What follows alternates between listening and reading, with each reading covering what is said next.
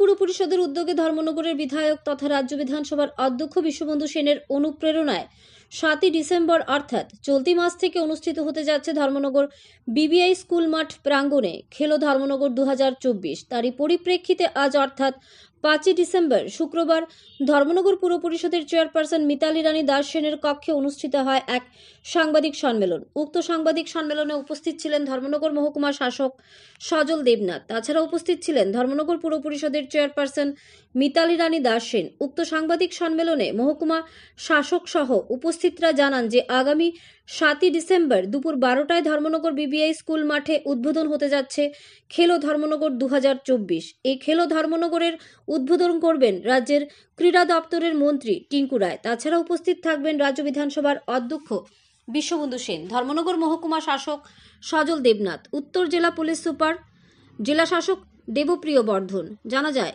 এবার প্রায় 33টি ইভেন্ট রয়েছে, যাতে অংশগ্রহণ করবেন ধর্মনগর মহকুমার খেলোয়াড়রা। তাছাড়া উল্লেখ্য, বাচ্চাদের জন্য রয়েছে বিস্কুট খেলা সহ একাধিক খেলা রয়েছে, বৃদ্ধ মহিলাদের জন্য লুডো খেলা।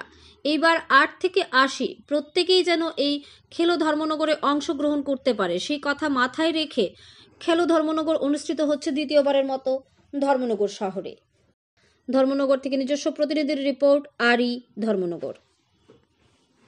ফিল্ডের ডোমেন যারা এক্সপার্ট আছে, সে যারা ডোমেন এক্সপার্টে থাকবেন, এক্সপার্ট যদি ইন্টারনাল থাকে তাহলে ভালো, আদারওয়াইজ বাইরে থেকে আসতে পারে। যেমন ফর এক্সাম্পল চেস, এখানে ধর্মনগরে আমাদের অরবিটার নেই, তো স্টেট লেভেল থেকে যারা অরবিটাররা আসছে, অ্যাসিস্ট্যান্ট অরবিটার তারা আসবে। আর তারপরে বিশেষভাবে উত্তর দিতে পারেন আমাদের জয়েন্ট ডাইরেক্টর সাহেব আছেন এখানে স্পোর্টসের। যে আপনাদের খেলো ধর্মনগর 2024-এ যারা প্রতিযোগীরা অংশগ্রহণ করবেন, তারা কি ধর্মনগর মহকুমা ভিত্তিক না পুরো পরিষদের এলাকার ভিতরে? সুন্দর কোশ্চেন। এখানে আমরা খেলো ধর্মনগর পুরো সাব ডিভিশনকে কভার করবো। প্রথমত আমরা অর্গানাইজার ধর্মনগর মিউনিসিপ্যাল কাউন্সিল, এখানে অনারেবল এমএলএ শ্রী বিশ্ববন্ধু সেনের যে বিধায়ক এলাকা উন্নয়ন প্রকল্পে থেকে ফান্ড থাকে, ওনার থেকে আমরা ফান্ডিং উনি দেবেন, প্লাস মিউনিসিপ্যাল কাউন্সিল থেকে যে ক্রীড়া ব্যাপারে যে ফান্ড থাকে ওইটা আমরা ব্যবহার করে আমরা এই অনুষ্ঠান আয়োজন করছি। এই অনুষ্ঠানের মধ্যে আমরা সাব ডিভিশনের entire sub division Dharmanagar sub division থেকে পার্টিসিপেট করতে পারবে। কিন্তু একটি খেলা আছে যেটা চেস, ওইখানে অর্গানাইজ করছে ধর্মনগর, কিন্তু এটাতে ওপেন থাকবে for entire Tripura, participant entire Tripura থেকে আসতে পারবে।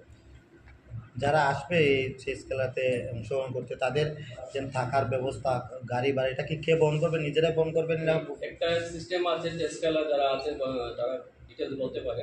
এখানে যে খেলতে আসে ইচ্ছুক প্রার্থী তাদেরকে নো টিএ আমরা কিছু দেবো না, তার নিজস্ব ব্যবস্থাপনা থাকতে হবে, আসতে হবে। আমার প্রেস বন্ধুদের, আমাদের মাননীয় যে ত্রিপুরার এই খেলো ধর্মনগর কর্মসূচিতে আমরা যেদিন থেকে ঘোষণা দিয়েছি, রাজ্যের বিভিন্ন সাব ডিভিশন, বিশেষ করে ঊনকোটি ডিস্ট্রিক্ট থেকে, কুমারঘাট থেকে, ফটিকরায় থেকে বিভিন্ন ছেলেমেয়েরা আপনার নাম দেওয়ার চেষ্টা করেছেন, কিন্তু আমরা সেই জিনিসটা সম্ভব না সারা ত্রিপুরা রাজ্যে। এখানে আরেকটা জিনিস বলা হয়নি, দেখবেন এই ইভেন্টে কিন্তু ফুটবলও আছে। তো ফুটবলের যেহেতু এটা একটা সিজন নয়, ফুটবলটা আমরা যখন সামার আসবে তখন আমরা সেটা ফুটবলটা করে নেব। হ্যাঁ, 12 সামনে আমাদের কিন্তু পরীক্ষা আছে, সেই পরীক্ষার পরে কিন্তু আমরা সেটাও করে নেব। এতগুলো কর্মসূচির মধ্যে এবার কিন্তু কিছু কিছু নতুন কর্মসূচি ঢুকেছে, আপনারা দেখেছেন। এই জায়গাটাকে আপনারা একটু গুরুত্ব দেবেন, আমরা অনুরোধ করব। যেমন মায়েদের জন্য লুডো খেলা থেকে আরম্ভ করে শিশুদের জন্য বিভিন্ন রকমের খেলা রয়েছে, বিস্কুট, তারপরে চকলেট, কক ফাইট, এই যে বিষয়গুলো আমরা কিন্তু শিশু এবং মহিলাদের গুরুত্ব দেওয়ারও এখানে চেষ্টা করেছেন।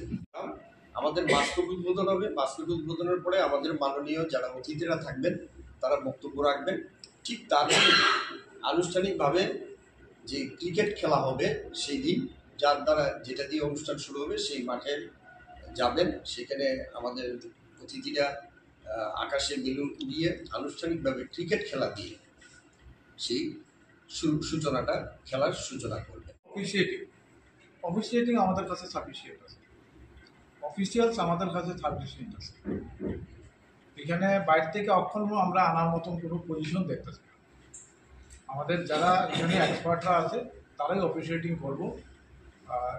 আর একমাত্র চেসের ক্ষেত্রে একটা আরবিট্রেটর লাগে, আরবিট্রেটার একটা নির্দিষ্ট কোর্স করে আইতে হয়, যেহেতু এটা open to all state level. এখানে র্যাঙ্কিং প্লেয়ারও আইব, চেসের ক্ষেত্রে একটা ইন্টারন্যাশনাল র্যাঙ্কিং আছে বা ন্যাশনাল লেভেল র্যাঙ্কিং আছে, র্যাঙ্কিং প্লেয়াররাও পার্টিসিপেট করবো।